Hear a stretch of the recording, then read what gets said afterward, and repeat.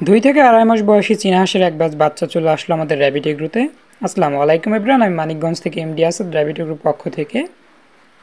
আজ থেকে 2 মাস আগে আমাদের একটা কাস্টমার আমাদের থেকে কিছু চীনা হাঁসের বাচ্চা নিয়েছিল। সেগুলো আলহামদুলিল্লাহ দেখতে অনেকটাই বড় হয়ে গেছে বা বড় সাইজের হয়ে গেছে। অধিকাংশই সাদা চীনা হাঁসের বাচ্চা। এদের বয়স 2.5 মাসের মতো হয়ে গেছে আমাদের থেকে যেহেতু নিয়েছিল।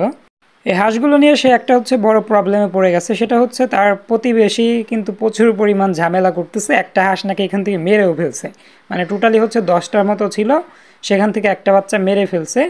সেজন্য মূলত আমার কাছে গতকালকে চলে আসছিল ওনার ওয়াইফ হাঁসগুলো বিক্রি করে দেবে বলে। আর আমরা যেহেতু বাচ্চা হাঁস এখন আর আমাদের র্যাবিট এগ্রোতে রাখতে তেমন একটা চাচ্ছি না, মানে আমরা বড় হাঁস কিনে নিচ্ছি প্যারেন্টসের জন্য। আমি পরবর্তীতে বললাম ঠিক আছে, আমাদের র্যাবিট এগ্রোতে দিয়ে যান, আমরা বাচ্চাগুলোকে বিক্রি করে দেব। সেজন্যই মূলত আজকে হাঁসগুলো এনে দিয়ে গেল। যদি কারো প্রয়োজন হয় অবশ্যই যোগাযোগ করতে পারেন।